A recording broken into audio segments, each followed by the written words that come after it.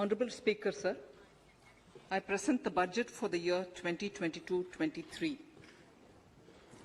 At the outset, sir, I want to take a moment to express my empathy for those who had to bear adverse health and economic effects of the pandemic. The overall sharp rebound and recovery of the economy is reflective of our country's strong resilience. India's economic growth in the current year is estimated to be 9.2%, highest among all large economies. I recognize we are in the midst of an Omicron wave with high incidence but milder symptoms. Further, the speed and coverage of our vaccination campaign has helped greatly. With an accelerated improvement of health infrastructure in the past 2 years, we are in a strong position to withstand challenges. I am confident that with Sabka Prayas, we will continue our journey with strong growth.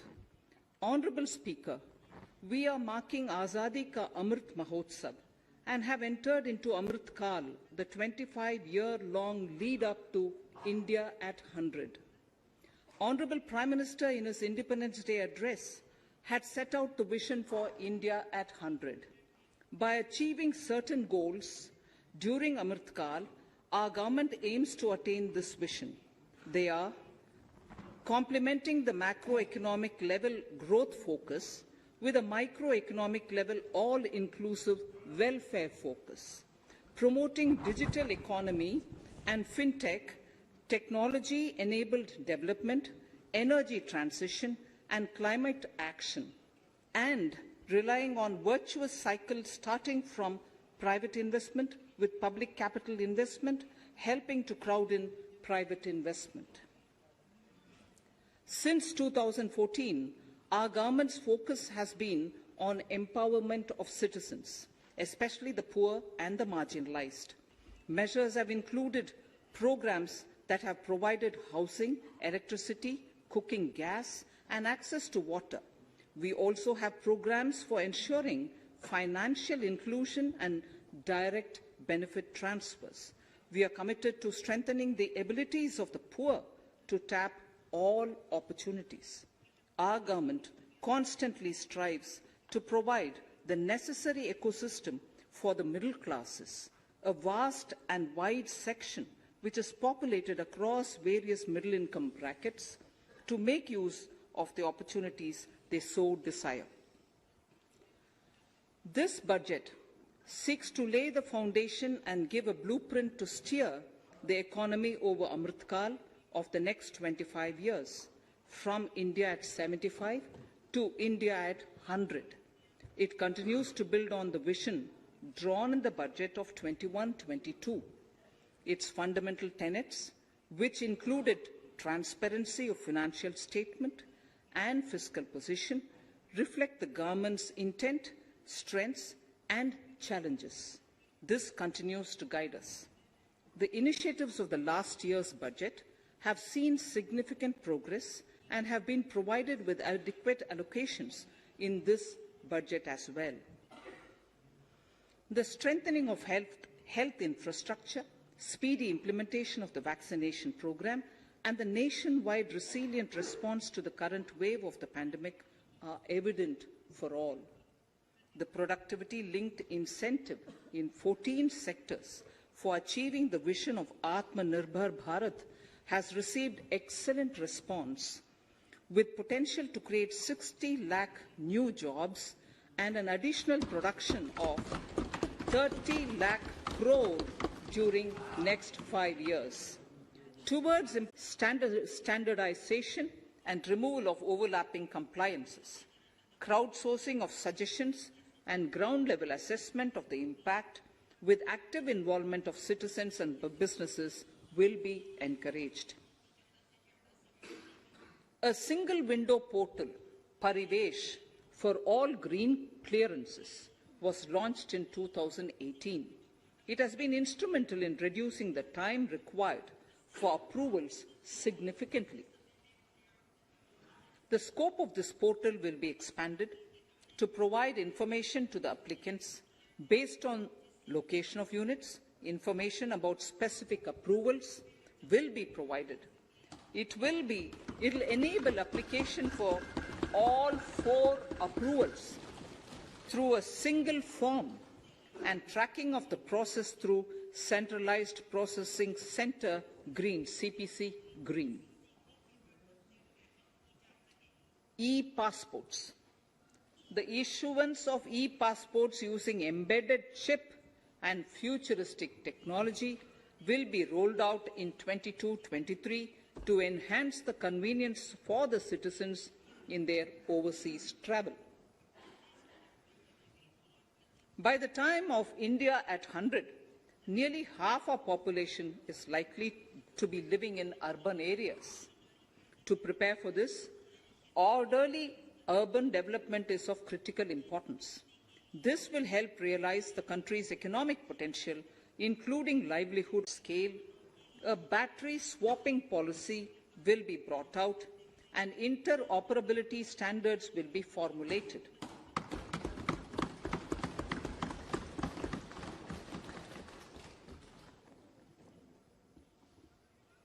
The private sector will be encouraged to develop sustainable and innovative business models for battery or energy as a service.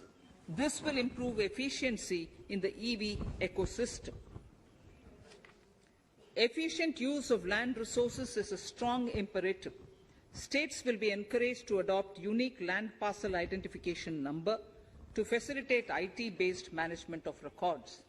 The facility for transliteration of land records across any of the Schedule 8 languages will also be rolled out. The adoption of linkage with National Generic Document Registration System, NGDRS, with the One Nation, One Registration software will be promoted as an option for uniform process of registration and anywhere registration of deeds and documents. Necessary amendments in the code IBC, a scheme for design-led manufacturing will be launched to build a strong ecosystem for 5G as part of the production-linked incentive scheme. To enable affordable broadband and mobile service proliferation in rural and remote areas, 5% of annual collections under the Universal Service Obligation Fund will be allocated. This will promote R&D and commercialization of technologies and solutions. Our vision is that all villages and their residents should have the same access to e-services, communication facilities, and digital resources as urban areas and their residents. The contracts for laying optical fiber in all villages, including remote areas, will be awarded under the BharatNet project through PPP in 22 and 23. Completion is expected in 2025. Measures will be taken to enable better and more efficient use of the optical fiber. Export promotion.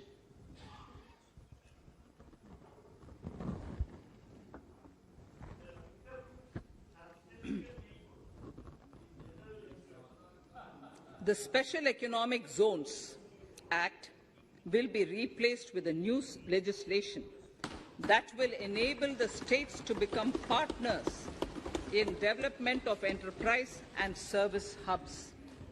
This will cover all large existing and new industrial enclaves to optimally utilize available infrastructure and enhance competitiveness of exports. Atmanirbharta in defense.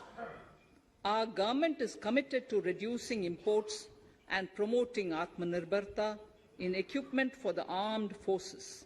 68% of the capital procurement budget will be earmarked for domestic industry in 22-23, up from 58% in 21-22. Defence R&D will be opened up for industry, startups and academia, with 25% of defence R&D budget earmarked. Private industry will be encouraged to take up design and development of military platforms and equipment in collaboration with DRDO and other organizations through SPV model. An independent nodal umbrella body will be set up for meeting wide-ranging testing and certification requirements. Artificial intelligence, geospatial systems and drones, semiconductor and its ecosystem, space economy, genomics and pharmaceuticals, green energy and clean mobility systems have immense potential to assist sustainable development at scale and modernize the country. They provide employment opportunities for our youth and make Indian industry more efficient and competitive. Supportive policies, light touch regulations, facilitative actions to build domestic capacities and promotion of research and development will guide the government's approach. For R&D in the sunrise opportunities, in addition to efforts of collaboration among academia, industry and public institutions, government contribution will be provided. Energy transition and climate change. The risks of climate change are the strongest negative externalities that affect India and other countries. As Honourable Prime Minister said at the COP26 summit in Glasgow last November, and I quote, "What is needed today is mindful and deliberate utilization instead of mindless, destructive consumption," unquote. The low-carbon development strategy, as enunciated in the Panchamrit that he announced is an important reflection of our government's strong commitment towards sustainable development. The strategy opens up huge employment opportunities and will take the country on a sustainable development path. This budget proposes several near-term and long-term actions accordingly. Solar power. To facilitate domestic manufacturing for the ambitious goal of 280 gigawatts of installed solar capacity by 2030, an additional allocation of 19,500 crores for PLI, production-linked incentive, for manufacturing of high-efficiency modules with priority to fully integrate manufacturing units from polysilicon to solar PV modules will be made. Honourable Speaker, sir, the circular economy transition is expected to help in productivity enhancement as well as creating large opportunities for new businesses and jobs. The action plans for 10 sectors such as electronic waste, end-of-life vehicles, used oil waste, toxic and hazardous industrial waste are already ready. The focus will now be on addressing important cross-cutting issues of infrastructure, reverse logistics, technology upgradation, and integration with informal sector. This will be supported by active public policies covering regulations, extended producers' responsibilities, framework, and innovation facilities. 5 to 7% biomass pellets will be co-fired in thermal power plants, resulting in carbon dioxide savings of 38 MMT annually. This will also provide extra income to farmers and job opportunities to locals and help avoid stubble burning in agricultural fields. Saving energy is an important aspect of the energy management. Hence, energy efficiency and savings measures will be promoted. This will be done in large commercial buildings through the energy service company business model. It will facilitate capacity building and awareness for energy audits, performance contracts, and common measurement of and verification protocol. 4 pilot projects for coal gasification and conversion of coal into chemicals required for the industry will be set up to evolve technical and financial viability. The policies and required legislative changes to promote agroforestry and private forestry will be brought in. In addition, financial support will be provided to farmers belonging to scheduled castes and scheduled tribes who want to take up agroforestry. Honourable Speaker, I now move to the 4th priority, financing of investments. Capital investment holds the key to speedy and sustainable economic revival and consolidation through its multiplier effect. Capital investment also helps in creating employment opportunities, induced enhanced demand for manufactured input from large industries and MSMEs, services from professionals, and help farmers through better agri-infrastructure. The economy has shown strong resilience to come out of the effects of the pandemic with high growth. However, we need to sustain that level to make up for the setback of 2020-2021. As outlined in para 5 earlier, the virtuous cycle of investment requires public investment to crowd in private investment. At this stage, private investments seem to require that support to rise to their potential and to the needs of the economy. Public investment must continue to take the lead and prime the private investment and demand in 2022-23. Considering the above imperative, the outlay for capital expenditure in the Union budget is once again being stepped up sharply by 35.4% from 5.54 lakh crore in the current year to 7.50 lakh crores in 22-23. This has increased to more than 2.2 times the expenditure of 2019-20. This outlay in 22-23 will be 2.9% of the GDP. Effective capital expenditure, with this investment taken together with the provision made for creation of capital assets significant scale, measures will be taken to enhance financial viability of projects, including PPP, with technical and knowledge assistance from multilateral agencies. Enhancing financial viability shall also be obtained by adopting global best practices, innovative ways of financing, and balanced risk allocation. Digital rupee.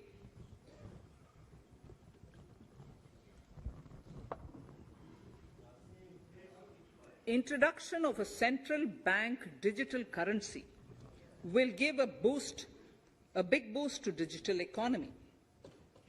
Digital currency will also lead to a more efficient and cheaper currency management system. It is therefore proposed to introduce digital rupee using blockchain and other technologies to be issued by the Reserve Bank of India starting 2022 and 23. Financial assistance to states for capital investment. Reflecting the true spirit of cooperative federalism, the central government is committed to bolstering the hands of the states in enhancing their capital investment towards creating productive assets, and generating remunerative employment. The scheme for financial assistance to states for capital investment has been extremely well received by the states. In deference to the requests received during my meeting with the chief ministers and state finance ministers, the outlay for this scheme is being enhanced from 10,000 crores in the budget estimates to 15,000 crores in the revised estimates for the current year.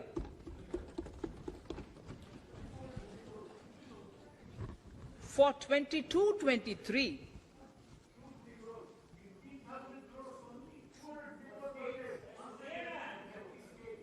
I'll repeat that sentence for the benefit of many of our honourable members. In deference to the requests received during my meeting with chief ministers and state finance ministers, the outlay for this scheme is being enhanced from 10,000 crores in the BE to 15,000 crores, 15,000 crores in the RE of the current year. For 22-23, the allocation is 1 lakh crores to assist the states in catalyzing the overall investments in the economy. These 50-year interest-free loans are over and above the normal borrowings allowed to the states,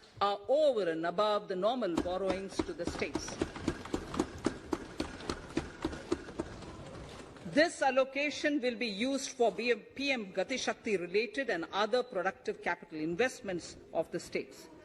It will also include components for supplemental funding for priority segments of PM Gram Sadak Yojana, including support for the state share, digitization of the economy, including digital payments and completion of OFC network, and reforms related to building bylaws, town planning schemes, transit-oriented development, and transferable development rights.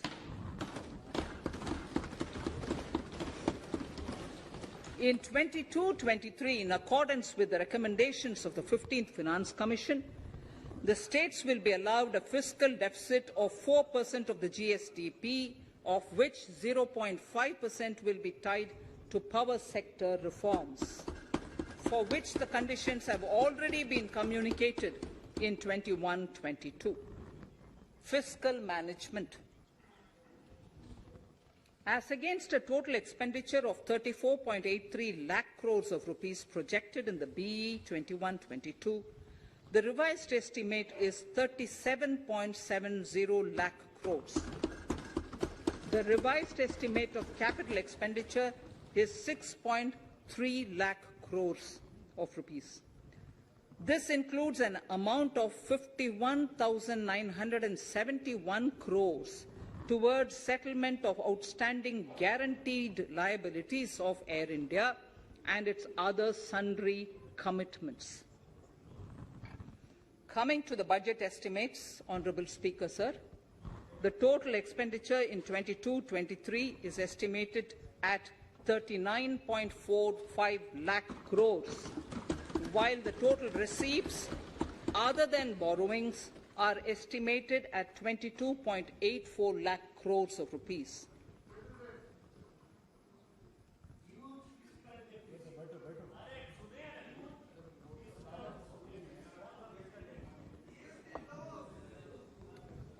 The revised fiscal deficit, Honourable Speaker, in the current year is estimated at 6.9% of the GDP, as against 6.8% projected in the budget estimates.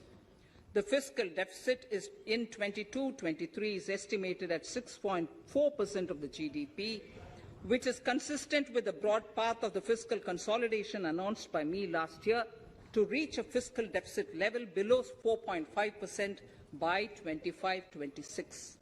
While setting the fiscal deficit level in 22-23, I am conscious of the need to nurture growth through public investment to become stronger and sustainable. I will now move to Part B of my speech.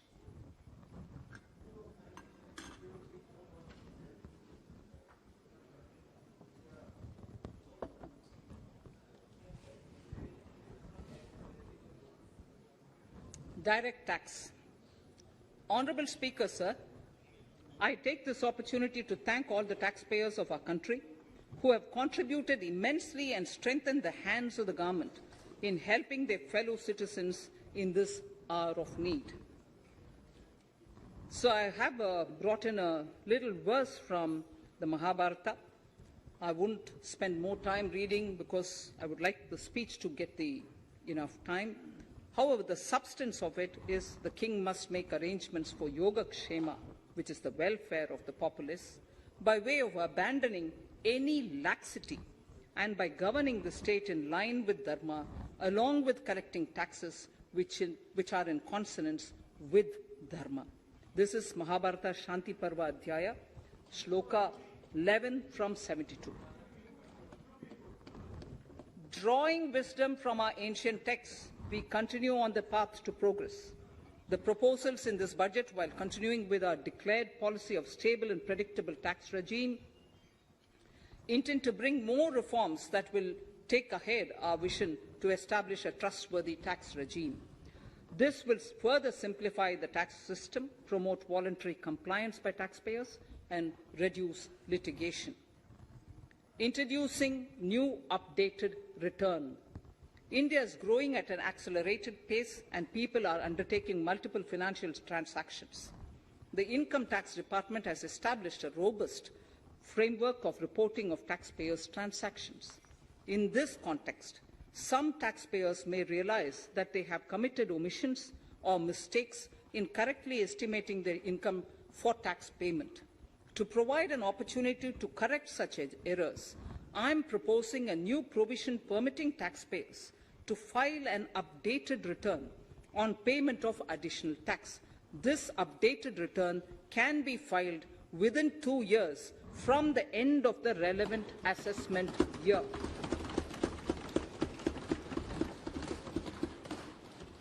Honourable Speaker, sir, presently, if the department finds out that some income has been missed out by an assessee, it goes through a lengthy process of adjudication. Instead, with this proposal now, there will be a trust repost in the taxpayers that will enable the assessee herself to declare the income that she may have missed out earlier while filing her return. Full details of the proposal are given in the finance bill. It is an affirmative step in the direction of voluntary compliance.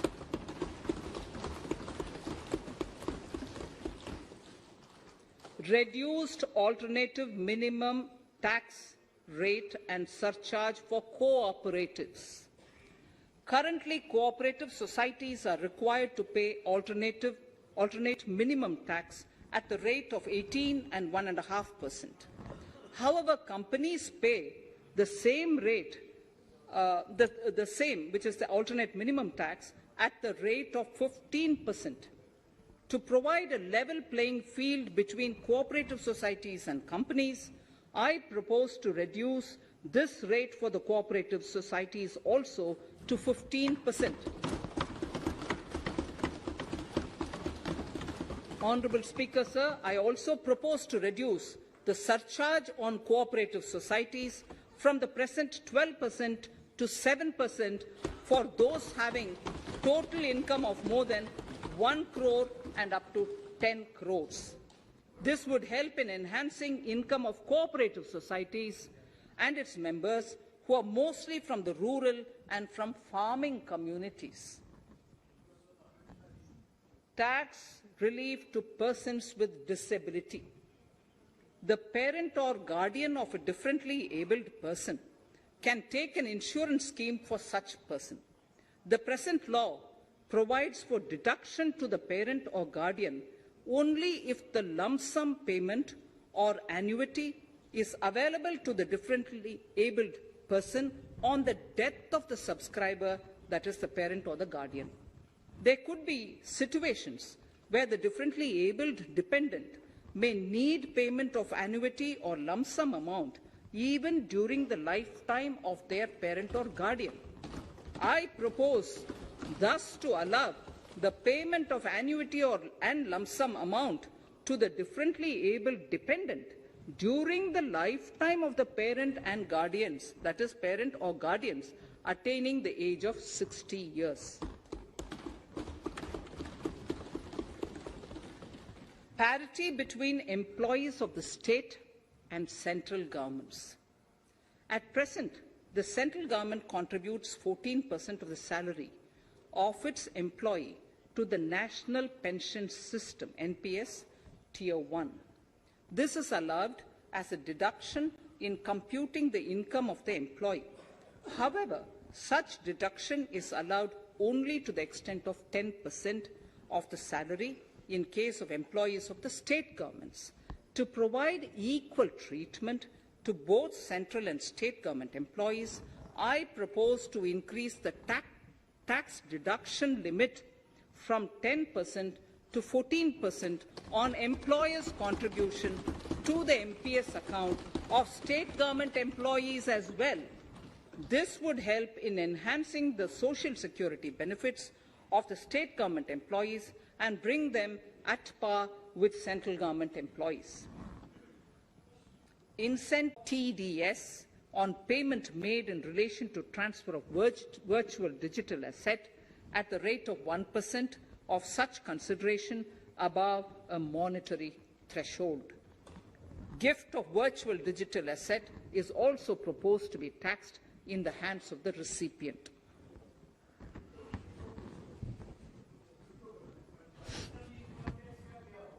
Litigation management to avoid repetitive appeals by the department. It has been observed that a lot of time and resources are consumed in filing of appeals which involve identical issues.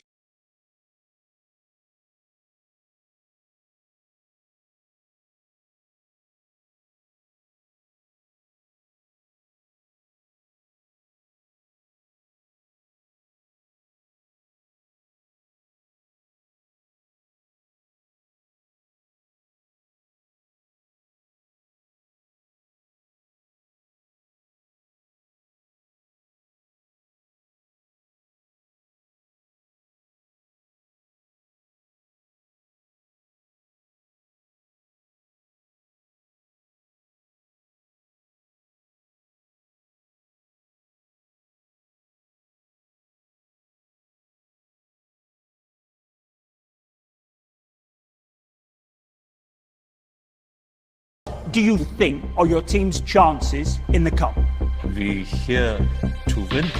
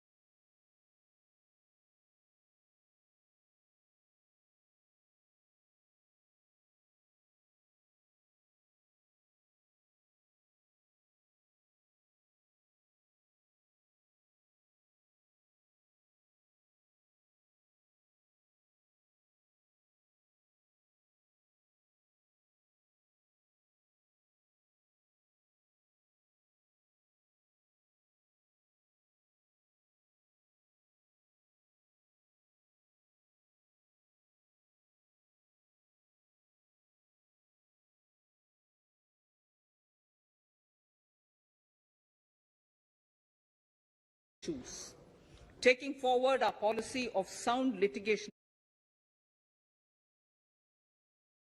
management, I propose to provide that if a question of law in the case of an assessee is identical to a question of law which is pending in the appeal before a jurisdictional high court or Supreme Court, in any case, the filing of further appeal in the case of this assessee by the department shall be deferred till such a question of law is decided by the jurisdictional high court or the Supreme Court. This will greatly help in reducing the repeated litigation between taxpayer and the department. Taking forward our efforts to further promote the IFSC, I hereby propose to provide that income of a non-resident from offshore derivative instruments or over-the-counter derivatives issued by an offshore banking unit, income from royalty and interest on account of lease of ship, and income received from portfolio management services in IFSC shall be exempt from tax subject to specified conditions. Rationalization of surcharge. In the globalized business world, there are several work contracts whose terms and conditions mandatorily require formation of a consortium. The members in the consortium are generally companies. In such cases, the income of these AOPs has to suffer a graded surcharge up to 37%, which is consortium are generally companies.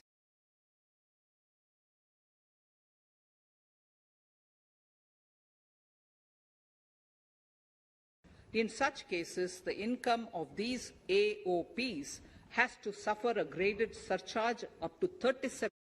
In such cases, the income of these AOPs has to suffer a graded surcharge up to 37%,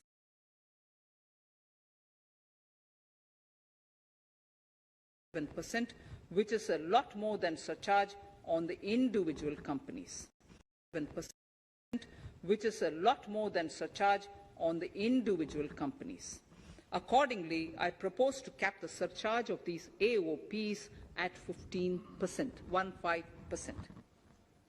Further, the long-term capital gains on listed equity shares, units, etc., are liable to maximum surcharge of 15%, while other long-term capital gains are subjected to a graded surcharge which goes up to 37%. I propose to cap the surcharge on long-term capital gains arising on transfer of any type of assets at 15%. This step will give a boost to startup community, and along with my proposal on the extended tax benefits to manufacturing companies and startups, reaffirms our commitment to Atmanirbhar Bharat.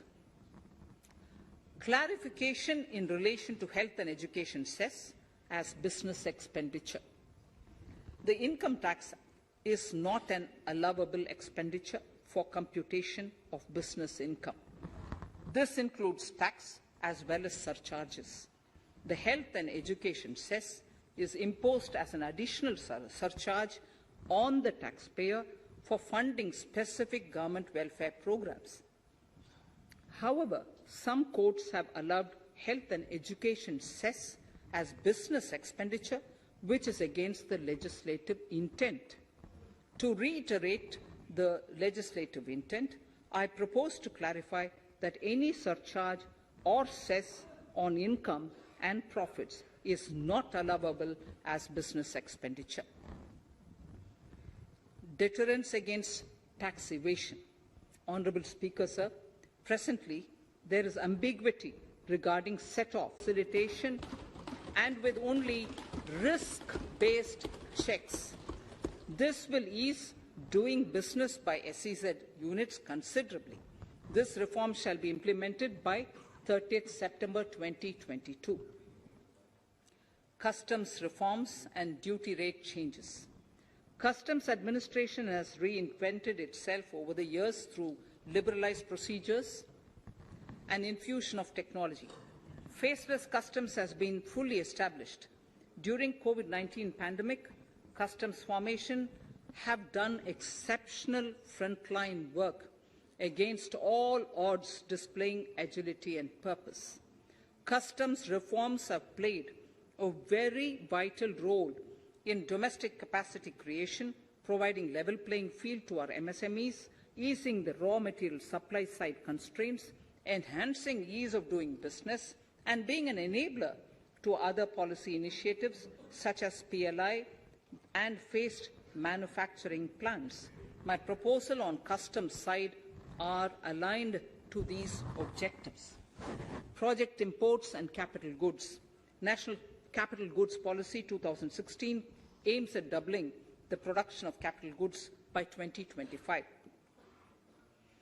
This would create an employment opportunities and result in increased economic activity. However, several duty exemptions, even extending to over 3 decades in some cases, have been granted to capital goods for various sectors like power, fertilizer, textiles, leather footwear, food processing and fertilizers. These exemptions have hindered the growth of the domestic capital goods sector.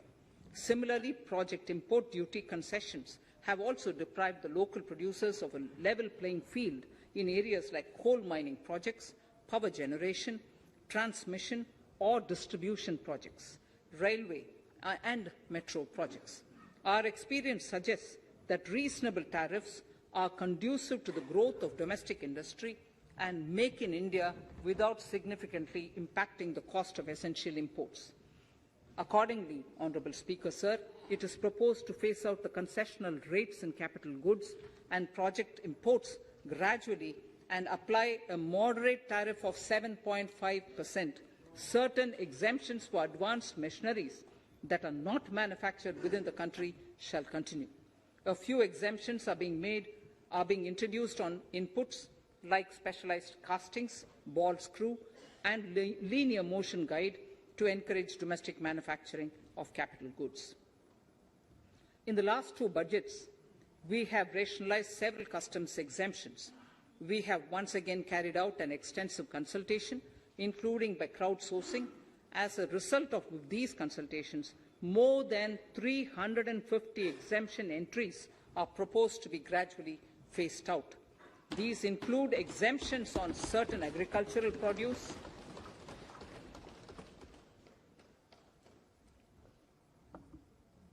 chemicals, fabrics, medical devices and drugs, and medicines for which sufficient domestic capacity exists. Further, as a simplification measure, several concessional rates are being incorporated in the customs tariff schedule itself instead of prescribing them through various notifications. This comprehensive review will simplify the customs rate and tariff structure, particularly for sectors like chemicals, textiles and metals, and minimize disputes. Removal of exemption on items which are or can be manufactured in India and providing concessional duties on raw material that go into manufacturing of intermediate products will go many a step forward in achieving our objective of Make in India and Atmanirbhar Bharat. I shall now take up specific sector-specific proposals. Electronics. Electronic manufacturing has been growing rapidly. Customs duty rates are being calibrated to provide a graded rate structure to facilitate domestic manufacturing of wearable devices, hearable devices, and electronic smart meters. Duty concessions are being given to parts of transformer of mobile phone chargers and camera lens of mobile camera module and certain other such items.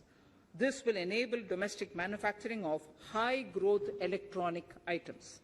Gems and jewellery. To give a boost to the gems and jewellery sector, customs duty on cut and polished diamonds and gemstones is being reduced to 5%. Simply sawn diamond would attract nil customs duty. To facilitate export of jewellery through e-commerce, a simplified regulatory framework shall be implemented by June this